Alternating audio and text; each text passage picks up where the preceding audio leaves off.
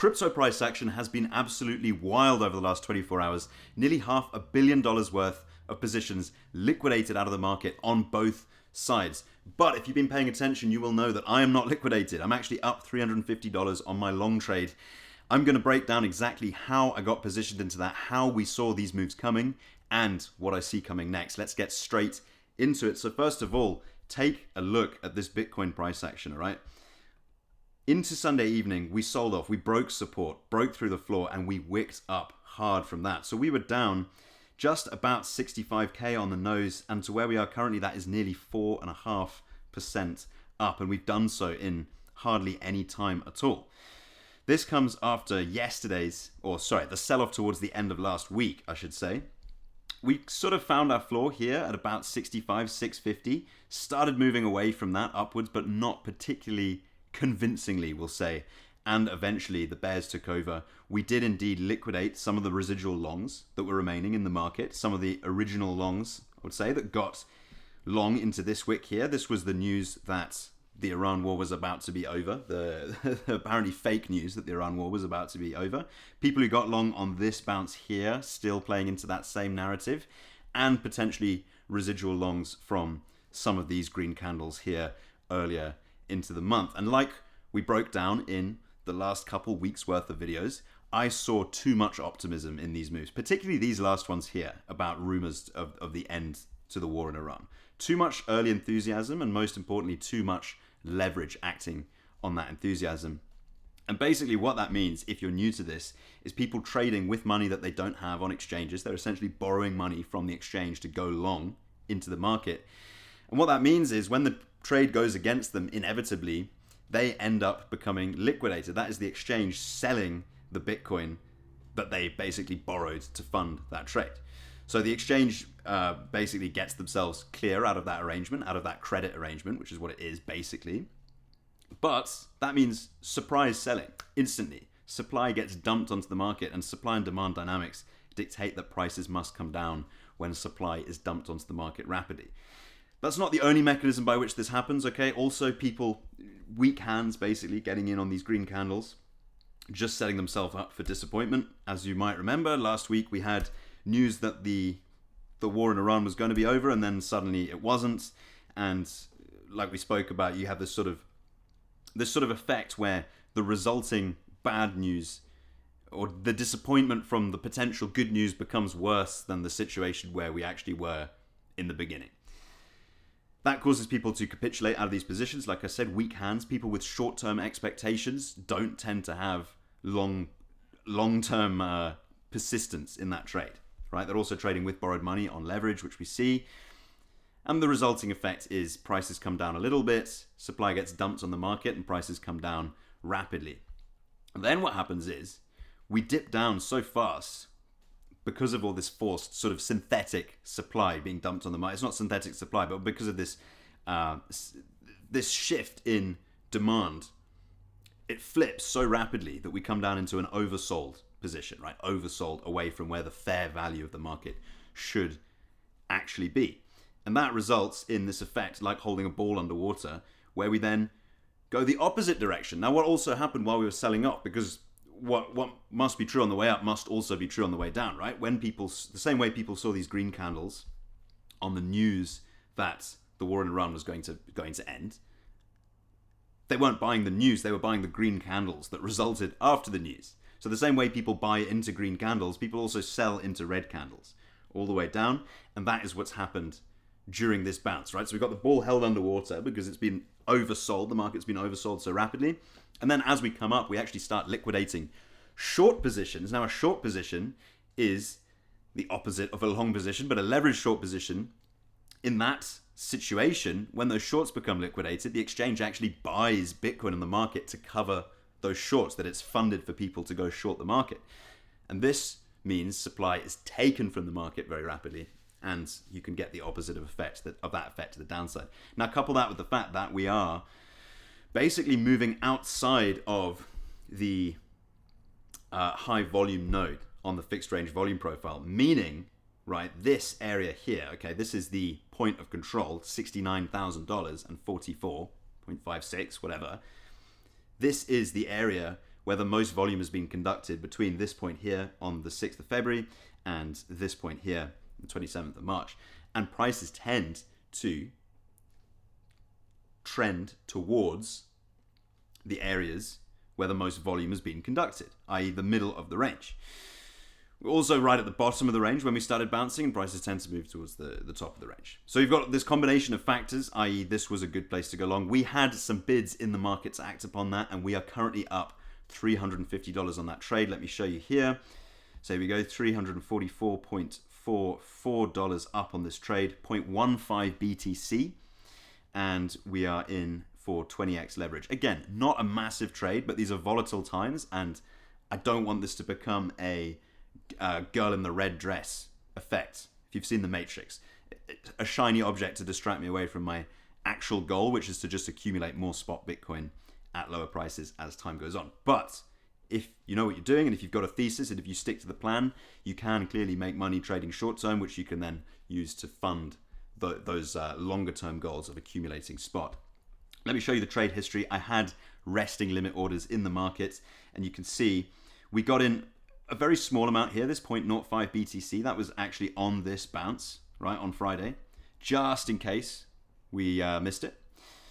The way we're moving away from this, like I said, wasn't massively convincing, but I kind of like the way we just swept this low here and then started moving up and away from it. It looked a little bit sturdier, but not enough for me to want to get in big on a market order. So we placed limit orders down here at these lows, right, 65 plus, we'll say, and then we actually had another one down here around these lows too, around 63k, and we got filled on that 0.1 BTC long limit order down here, coming in at 65,170. So that gives us an average price in this trade of $65,585. As I said, 0.15 BTC total position size, 20x leverage, and we're currently up $341 on that trade. And you can see the thesis is playing out as we expected to, right? Look, over the last 24 hours, $240 million worth of long positions liquidated. That was the way down. But $130 million worth of short positions liquidated. This was the way up. Now remember, we were short last week, okay? I was short last week, playing basically the opposite of this effect. On Friday, we closed out the remainder of those short positions down here at 65,862. I don't know if you'll still see that on trade history. Yeah, there you go. Closed shorts. Just make sure you can see that clearly. Closed shorts, market price 0.05 BTC. That was the remainder of that position. And we closed that out at $65,710 for, just move myself so you can see that clearly. We closed that out at $65,710 for $364.8 of profit. Again, not a massive trade, right? It's not going to change the world. It's not going to change, my portfolio massively. But like I say, we're adjusting this for the risk that I see in the market right now. Where do we go from here? Well, look, I'm not going to be buying more Bitcoin because the candles are green, right? Because that is the opposite of what I'm doing with this sort of contrarian strategy, which I just described. To buy here would basically be setting yourself up for failure, like everyone who bought into this candle, right? Into these green candles. So I'm not going to be doing that. I'm going to be riding this trade out. The first port of call for taking profit of this would be as we come into the middle of the volume profile, right? This thick area of the volume profile, and particularly this line here, which is the point of control, i.e. the price at which the most volume has been conducted during this range.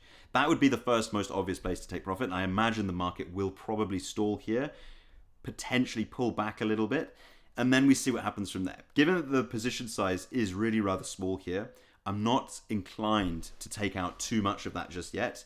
What I would rather do was look for actually a move towards the higher end of this volume profile, right up towards these highs here, 71.7, and then ideally, best case is we actually reach the top of the range up here around 73, 74k. But like I say, given the way the market's moving right now, I want to be taking some profit on the way up, and the first most obvious place to do that would be here at 69k. But it's a small position, and I'm sort of happy with the level of risk that exposes me to try and let this run, be more inclined to let this run towards the top of the range. Like I say, I don't think that the situation is over just yet, but sometimes you see these inefficiencies when it's clear that the market is overreacting in either direction, and you see all the lemmings jumping in, and you see an opportunity to take advantage of that, right? What do I mean by the lemmings jumping in? People getting in on leverage, right? Just following the direction. You can see right now we still have a lot of shorts to liquidate, right? A lot of people that got short into the end of last week on the move down. And again, as those shorts become liquidated, that basically means buying on the market, which will keep prices moving, not accounting for any sort of fundamental change. On the daily, yes, okay, we've got a little bit more longs in the market than shorts right now, but you're looking at 1.5 billion versus about $854 million worth of cumulative long versus short liquidation risk. The disparity isn't too great, and in the face of this big disparity to the other side, on the 30-day time horizon, it is less significant in my opinion, right? What's the simple version of this? Okay, the green side of this chart represents all the people who got short in the last 30 days and those positions, the liquidation risk that those positions pose on the market.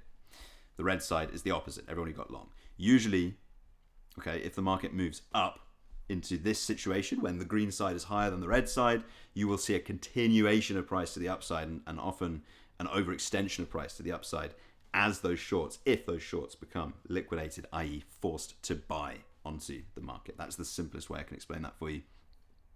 But look, the thing is, and this is the reason why this trade is small, right? Small position size. It could all go pear-shaped very quickly. We are in very, very rough, fundamental times for the market, driven by that geopolitical situation. There's no reason to complicate it beyond that, right? You can see the S&P is not happy. Okay, we've broken support in the S&P. We're in correction territory. More room to fall. Bitcoin trades near 67k as US-Iran deadlock persists. Bitcoin steadied near 65.5, down from last week's level around 71k. Yes, we know this. Analysts said the prolonged US-Iran conflict keeps inflation fears elevated, weighing on crypto investor sentiment. There you go, right? You know it's not just coming from me. It is because essentially markets don't like uncertainty, okay? There's a war, it's very uncertain. Markets also respond to liquidity. Now, the reason that they're worried about liquidity in this case is increased oil prices due to the Strait of Hormuz being closed, through which about 20% of the world's oil must pass. So you're taking essentially 20% of oil out of the market, right? Supply and demand. Causes oil prices to increase, and this has a knock-on effect to inflation in the broader macro environment, because oil is used to produce so much stuff, right? It's not just it's expensive to fill up your car, it's expensive to make stuff, essentially, make goods, make services take place. If inflation sticks around, we get more restricted monetary policy. If we get more restricted monetary policy, there's less liquidity in the markets, less appetite for risk assets, i.e. stocks, equities, the S&P 500, and unfortunately, Bitcoin, crypto as well. And that situation is not getting better, as far as we can tell right now. Middle East crisis live. Trump threatens to obliterate Iran's energy infrastructure if ceasefire deal is not reached shortly. And this comes, may I remind you, after last week, people were getting excited about, what did they say? Very productive talks to end the war. Yeah. Unfortunately not. And unfortunately, that is going to lead to a boy who cried wolf situation. Now, I mean, it's just obvious. People are suspicious. Generally, the market is suspicious about positive news. And that, once again, can make the negative news seem even worse than it necessarily is. But obviously, this is a very difficult situation. It's not a good situation for anyone. It's not a good situation for markets. So there we go. That's what I've got for you. We're up $350 on this long trade. I am going to stay in this long position for the foreseeable. But be aware, very rough geopolitical situation. This is not a good time for markets. And I'm not long leverage because I think the market is going to turn around from this point, and that's the end of the bear market. I'm leverage long right now because I think we've reached the bottom of the range. I think we were oversold, and I think we're going to liquidate some of the shorts who thought that we were about to sink like a stone to the absolute bottom. That is all. And that is not to be a distraction from my overall goal, which is to just accumulate more spot Bitcoin while we're at these lower prices. I do believe we're going to have another leg down before we see an end to this. Maybe even another two. It's just a question of when does that happen. I don't think it's today. I think we've still got some short positions to liquidate. But as always, purely my opinion, shared just for entertainment purposes, could be completely wrong. And that is why I'm not betting the house on this, right? We're just betting a small amount of money for me that I'm not afraid to lose in these trades. It's a risk calculated trade. Thank you so much for watching. Plenty more to come. Catch you in the next one. Bye.